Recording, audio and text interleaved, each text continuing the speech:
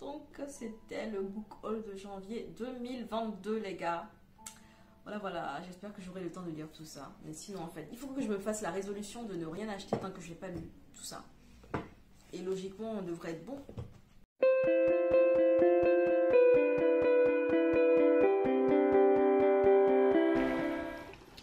Hello, alors dans cette vidéo je me suis dit que ce serait intéressant de vous faire un book haul du mois de mai parce que sans le savoir j'ai acheté plein de petits trucs en mai. Du coup on est à la fin du mois de mai et j'ai constitué une petite pile plutôt impressionnante et je m'étais dit que ce serait intéressant de la partager avec vous.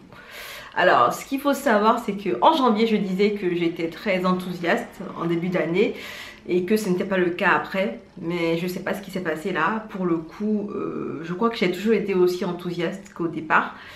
Je sens que on va me demander mais est-ce que tu as fini de lire les bouquins du premier book haul? J'ai pas tout lu mais j'ai lu quand même beaucoup de bouquins du premier book haul, donc voilà. En fait j'ai peur que ma pile elle diminue et que j'ai rien à lire. C'est pas la vraie raison, j'avais envie d'autre chose actuellement, d'où en fait ce book haul qui du coup va être un peu, qui sera en majorité constitué de livres plutôt orientés science-fiction, fantastique. Je ne sais pas si vous le savez, mais si vous m'avez suivi sur mon Insta Didi's Library, vous avez dû voir en story parfois, je vous partage des trucs en mode mais je suis en train de suivre une série SF, là c'est trop bien.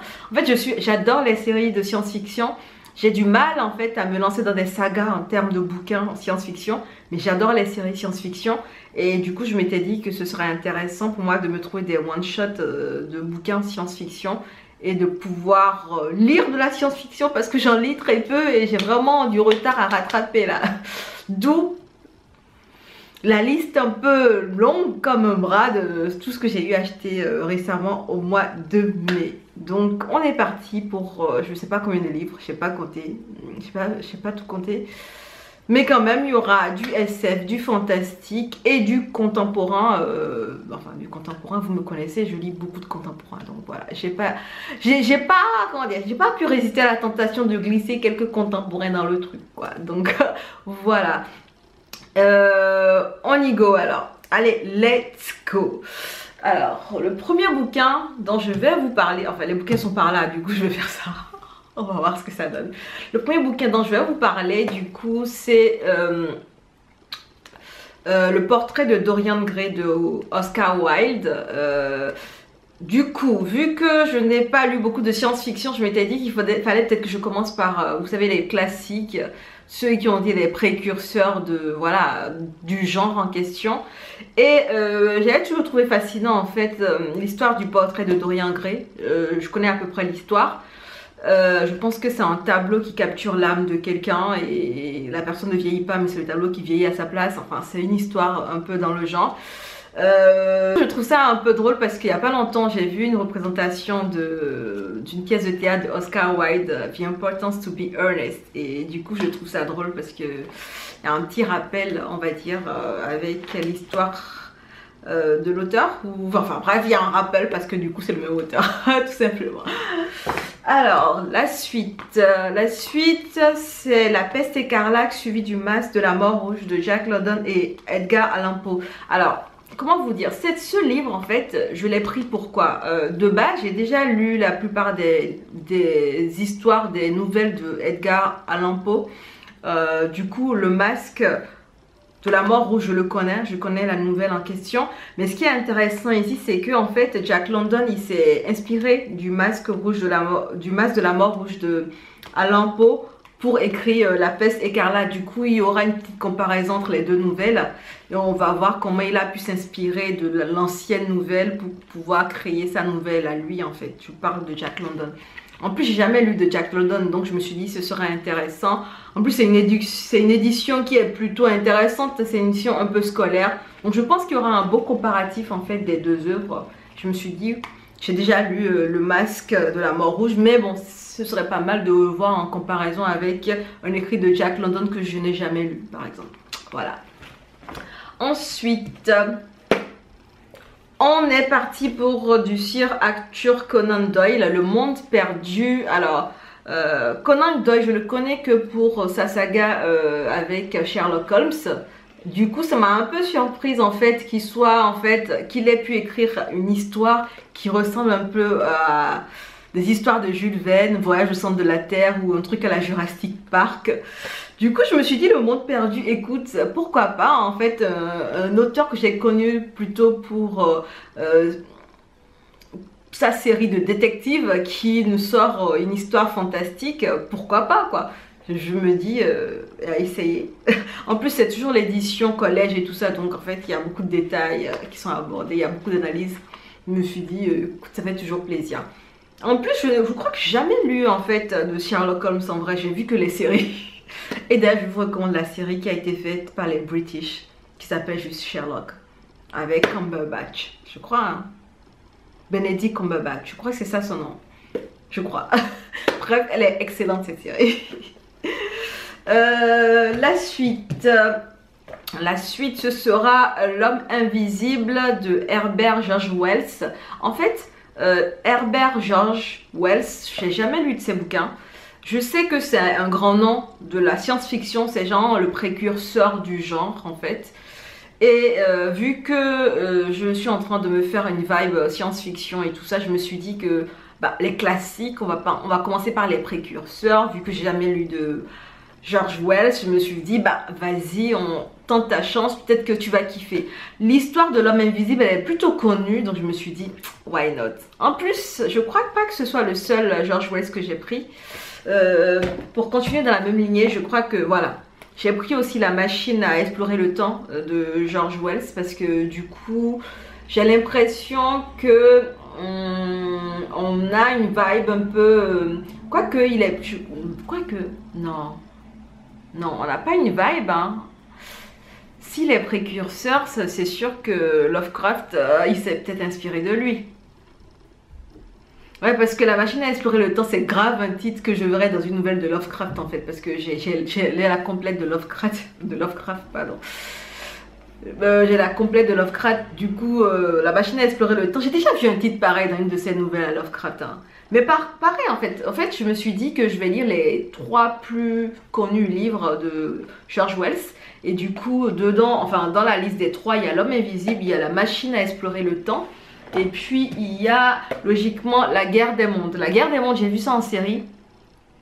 Et j'ai vu ça en film, je crois. Non, c'est plutôt en film que je l'ai vu. Et du coup, pareil, on est sur une vibe hyper science-fiction avec des machines qui vont essayer de détruire, d'attaquer la Terre et tout ça. Bref, si vous avez vu le film comme moi, vous avez sûrement dû trouver la vibe un peu intéressante. Et moi, je tenais quand même à comprendre d'où venait l'idée en fait de La guerre des mondes. Donc, ce serait super intéressant de lire l'auteur original et de faire un petit comparatif. Peut-être que je vais même me refaire en fait le film, hein, je sais pas, on verra bien, on verra bien. Ensuite, vous me connaissez, je déteste les pavés, je déteste les pavés, je déteste les pavés. Du coup, j'ai cherché que des one-shots de Isaac Asimov parce que récemment, j'ai bien aimé le dernier bouquin que j'ai lu de Asimov. Et du coup, je m'étais dit que bah, vu que j'aime bien sa plume, j'aime bien comment il développe l'histoire, j'allais continuer sur quelques livres de SF qu'il a écrit. Et c'est le cas de Nemesis en fait, qui est un one-shot, hein. C'est vrai que c'est plus, voilà, c'est plus volumineux que le dernier que j'ai lu de Asimov, mais bon, ça va quand même. On est sur du moins de 400 pages et on a une histoire complète en général sur 400 pages. Déjà en 200 pages, il m'avait fait une histoire plutôt complète et intéressante. Donc en 400 pages, je me dis ça va être encore le kiff x 2, sincèrement. Le kiff x 2 x 2 x 2, bref. Ensuite, La vague de Todd Strasser, qui est un contemporain. Honnêtement, moi, c'est le pitch qui m'a fait sourire, en fait. Pour faire comprendre les mécanismes du nazisme à ses élèves, Ben Ross, professeur d'histoire, crée un mouvement expérimental au slogan fort. La force par la discipline, la force par la communauté, la force par l'action. En l'espace de quelques jours, l'atmosphère du paisible lycée californien se transforme en microcosme totalitaire. Microcosme totalitaire. Avec une docilité effrayante, les élèves abandonnent leur libre arbitre pour répondre aux ordres de leur nouveau leader. J'aime bien l'idée de l'exercice pour s'amuser qui va devenir après un truc dont on va perdre le contrôle. Donc je me dis ça va être super intéressant à lire. Je crois que je vais le lire plutôt rapidement parce que je trouve l'idée très intéressante. Ensuite, Le fantôme de l'opéra. Qui ne connaît pas Le fantôme de l'opéra de Gaston Leroux. Personnellement, moi j'ai connu Le fantôme de l'opéra via des pièces de théâtre et via des comédies musicales. Je n'avais jamais lu le bouquin, donc je me dis c'est l'occasion de tenter et d'essayer de voir en fait l'univers entier de l'auteur qui a voulu créer un fantôme dans l'opéra. Parce que de toutes les manières, à chaque fois qu'il y a des adaptations ou des revisites de l'histoire d'un livre, en fait tout n'est pas repris à 100%. Donc je me suis dit, vu que j'adore la comédie musicale Le fantôme de l'opéra et que je trouve quand même qu'elle se finit trop mal parce que j'ai trop kiffé Le fantôme de l'opéra moi en tant que personnage, je me dis je veux voir si en fait l'auteur il me donne encore plus du fantôme de l'opéra. Donc voilà. Ensuite, tadam! Vous avez dû le comprendre, on est dans le fantastique là pour le coup, avec Le fantôme de l'opéra, il n'y a pas longtemps. Et là on a Dracula de Bram Stoker. Pareil en fait, Dracula, j'ai toujours vu les films, j'ai jamais lu le bouquin et je m'étais dit que tant qu'à faire, vu que je suis en train de me faire un trip sur les classiques du genre, un trip sur les classiques de ce qu'on a l'habitude de voir en termes de représentation dans la science-fiction, le fantastique, autant aller vraiment sur de bons classiques. Voilà quoi. Bref, j'ai hâte de le lire. Ensuite, je vais prendre les deux parce que c'est du même auteur. Est-ce que vous étiez sur Bookstagram pendant le confinement? Parce que moi j'étais déçue parce que voilà, j'avais pas grand chose à faire. Et honnêtement, partout on parlait de La peste d'Albert Camus. Vu que j'ai jamais lu du Albert Camus et que La peste quand même, je me suis dit que ce serait intéressant à lire. Je me suis dit j'allais prendre les deux, La peste et L'étranger. Du coup, La peste d'Albert Camus, je pense que tout le monde connaît ce bouquin quand même. C'est un classique, classico-classique. Et du coup, en fait, ça va parler... Ça parle de quoi déjà même? Du coup, ça va parler d'une épidémie de peste. L'étranger d'Albert Camus, de mémoire, en fait, ça parle de... Je sais pas. J'ai jamais lu, donc je sais pas de quoi ça parle. Mais je sais quand même que ce sont des classiques à lire, donc je vais essayer de me rattraper. Waouh, ne tombe pas. Continuons sur la lancée SF. Du coup, là, on a du Ray Bradbury, Chronique martienne. Personnellement, Fahrenheit 750 ou bien combien? 251? Je sais même plus c'est combien. C'est quoi déjà Fahrenheit combien? Non mais sérieux, j'ai oublié. Putain, j'ai un trou. Personnellement, Fahrenheit 451, j'avais pas trop kiffé certains trucs. Du coup, c'était une lecture mitigée pour moi. Et là, je me suis dit que je vais revisiter l'auteur avec ça. Je vais peut-être accrocher plus, je vais peut-être adhérer plus que pour Fahrenheit 451. Donc voilà. J'aime bien quand les histoires se passent en fait dans les profondeurs terrestres, dans la glace ou je sais pas quoi. Bref, on est sur une histoire qui va se passer dans l'Antarctique. Et je crois qu'on est sur du fantastique aussi. La nuit des temps de Barjavel, je ne connaissais pas en fait. Ça m'a été suggéré pendant que j'essayais d'acheter les autres bouquins de science-fiction. Je me suis dit, bah, autant me lancer, hein, puisque on est carrément sur de l'exploration. Ça me rappelle aussi Voyage derrière le centre de la Terre. Enfin, il y a une vibe comme ça, mais dans l'Antarctique. Donc, je me suis dit, ce sera peut-être pas mal. Ensuite, La planète des singes de Pierre Boulle. Je pense que tout le monde a vu les films. Du coup, je m'étais dit, bah, le bouquin, il était temps peut-être pour moi que je le zeuillette pour voir à quoi il ressemble. Parce que, bah, du coup, j'ai vu que le film, finalement. Ensuite, du coup, de Isaac Asimov, Cher Jupiter, c'est de la science-fiction, one shot, comme je vous l'avais déjà dit.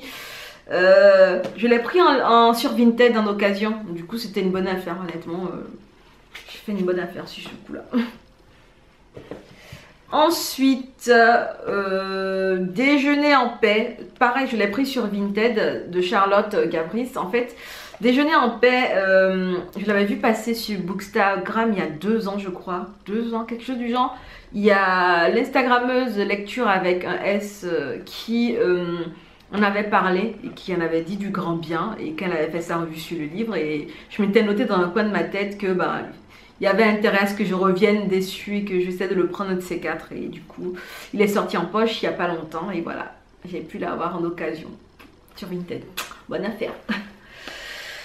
Ensuite, du coup, un autre troisième livre d'occasion de Alex Haley, Racine. Honnêtement, Racine, un bouquin que j'ai vu. Je l'ai vu où? Je l'ai vu à l'aéroport. En fait, on attendait notre train. Qu'est-ce que je raconte? On attendait notre vol. On attendait un vol. Et il y avait une fille qui avait son groupe avec, elle lisait. Honnêtement, moi, c'était la couverture qui m'avait happée. Je m'étais dit, waouh, ça a l'air hyper intéressant. Ça va parler d'esclavage, de retombées, de traîtres, négriers et tout ça. Je me suis dit, waouh. En plus, c'est un groupe avec qui va peut-être se baser sur plusieurs générations. Je m'étais dit qu'il fallait que je me lise un de ces quatre. Donc, j'ai fini par l'avoir en occasion. C'était plutôt pas mal. Ensuite, je pense qu'on va passer au niveau des contemporains, hein, clairement. Les contemporains numéro, je ne sais pas combien, parce qu'il y en a eu parmi les autres aussi. Il y a Le Bug Humain de Sébastien Borler. Pourquoi notre cerveau nous pousse à détruire la planète et comment l'en empêcher. Je pense que c'est un essai qui sera plutôt intéressant à découvrir, puisqu'on va parler de cerveau, on va parler de neurones, de notre instinct de survie et de ce qui nous pousse à faire parfois, au détriment de la nature et tout ça. Donc, intéressant petit essai à découvrir, je crois. Bref, j'ai hâte de le lire quand même. Ensuite, waouh, savez quoi, je vais les mettre là. Plus facile, hein. C'est beaucoup plus facile comme ça. Ensuite, il y a Alexandro Barrico, Novecento pianiste. En fait, je l'ai eu grâce à l'opération 2 achetés, 1 offert pour Folio. Je ne sais absolument pas de quoi ça parle. Je ne sais pas si je vais le lire. Je ne sais pas. Honnêtement, c'est un monologue. Enfin, je ne sais pas. Je ne sais pas. J'en sais rien. Je vais peut-être le parcourir. Il n'a pas l'air très long. Je vais voir. Je vais commencer. Si j'aime pas, je vais arrêter parce que voilà. Ouh, j'ai failli faire tomber ce qui est sur mes cuisses. Continuons avec Le Petit Prince d'Antoine de Saint-Exupéry. En fait, honnêtement, c'est un bouquin, enfin c'est un livre que j'ai lu quand j'étais petite, quand j'étais beaucoup plus jeune. Je m'en rappelle encore un peu, mais j'ai oublié certains détails. Je m'étais dit que ce serait intéressant de le relire, quoi. Histoire de me rappeler de tout ce dont ça parlait, parce que c'est un classique et c'est un livre qui se lit à tous les âges, en fait. Donc, honnêtement, je me suis lancée, je me suis dit, autant le prendre, comme ça je l'ai quelque part dans ma bibliothèque et je le relis de temps en temps encore. Parce que, voilà, ça fait un moment quand même. Ensuite, il y a le petit traité de l'immensité du monde de Sylvain Tesson. Honnêtement, j'adore en fait les nomades. En fait, j'ai envie beaucoup la vie des nomades, des gens qui sont des éternels voyageurs, des gens qui n'ont pas peur de se jeter dans l'inconnu, de tout lâcher du jour au lendemain pour aller traîner dans le monde ou aller se perdre dans le monde. Sincèrement, j'adore ce genre de personnes, j'adore ce genre de voyageurs, j'adore ce genre d'aventuriers. Et je m'étais dit que j'allais lire un bouquin de Sylvain Tesson parce qu'il est connu en fait pour ses expéditions, ses voyages, en fait, sa manière de se perdre dans l'immensité du monde. Je m'étais dit qu'il fallait que je lise un de ses essais qui parlait de ça. Donc voilà. Ensuite, comment se faire des amis de Dale Carnegie. Dale Carnegie, je crois que j'ai déjà lu d'autres bouquins de Dale Carnegie qui parlaient toujours en fait, enfin ça parle en général développement personnel, comment parler en entreprise et tout ça. Et honnêtement, comment se faire des amis, c'est une amie qui me l'a recommandé en me disant que c'est super intéressant. Parce que le titre, le titre a l'air un peu bizarre, mais ça ne parle pas de comment se faire des amis, genre... Je ne sais pas comment l'expliquer, mais en fait ça parle de comment vivre en société, comment mieux gérer ses échanges avec ses amis, ses collègues, avec les gens qu'on côtoie au quotidien, Et je me suis dit, bah, j'allais peut-être voir de quoi ça parle, hein, parce que ça a l'air intriguant quand même, un livre qui va te permettre de te faire de meilleurs amis, entre griffes, enfin bref. Je vous dirai ce que j'en pense plus tard. Et pour finir, Là où chantent les écrevisses de Delia Owens. Je l'ai vu passer sur Bookstar l'année dernière tellement de fois, tellement de fois, tellement de fois. J'ai vu tellement de bookstagrammeuses que je suis, que j'aime bien, qui ont fait que des revues élogieuses sur ça, que je me suis dit dès qu'ils sont en poche, je vais me le prendre parce que voilà, vous savez moi et les poches, hein, j'arrive pas à faire plus grand. À part pour certains cas particuliers, vous savez, comme les moda ou sushi. Mais sinon, je préfère prendre du poche. Et je crois que ça conclut un peu tout ce que j'ai eu à acheter récemment en mai. Bref, je sais pas combien ça fait. Est-ce que vous voulez qu'on découvre combien ça fait? Attendez, je vais compter. Déjà les 3 d'occasion. 1, 2, 3, 4, 5, 6, 7, 8, 9, 10, 11, 12, 13, 14, 15, 16, 17, 18, 19, 20, 20, 21, 22, 23. Ah, ça va, sincèrement ça va, il y a pire, il y a pire, il y a tellement pire. Oh mon Dieu, je pense que j'ai été raisonnable. Honnêtement, je suis fière de moi. Faut que j'arrête de dire ça. Oui, voilà pour moi, je vous ai présenté ce que j'ai eu à acheter en mai. Bon, il y a beaucoup de SF, hein, il y a beaucoup de fantastique et il y a aussi quelques bouquins de fiction de contemporaine. Donc, je pense que je vais prendre un grand plaisir, je sais pas, un malais plaisir à dévorer tout ça bientôt. Et j'espère que je vais me calmer parce que là, c'est pas possible. Il faut que je finisse de lire tous les bouquins que j'ai achetés avant d'en acheter d'autres, quoi. Parce que j'ai plus de place, là. Sincèrement, j'ai plus de place. Et d'ailleurs, même, je suis en train de faire une opération. Je suis en train de revendre plein de livres que je devais sans doute pas relire sur Vinted. Du coup, je vais glisser mon Vinted dans la barre d'informations. Et si vous êtes intéressé par des livres et tout ça, faites un tour dessus, peut-être que vous trouvez de bonnes affaires. Et en plus, je fais très attention aux bouquins, donc sincèrement, ils ont l'air quasi neufs, les bouquins que je remets sur Vinted, pour la plupart. Donc, n'hésitez pas à aller faire un tour. Bref, je pense que j'ai fini avec cette vidéo. Je vais essayer d'être moins dépensière la prochaine fois. Je vais essayer de finir de lire tout ce que j'ai lu avant. Je vais essayer de finir de lire tout ce que j'ai acheté avant d'en acheter d'autres. Et puis on va essayer de tenir la résolution cette fois-ci. Essayons de tenir la résolution. On va essayer, hein Didi? On va essayer. Bref, on se dit à bientôt dans une prochaine vidéo. En attendant, prenez soin de vous. Allez, ciao!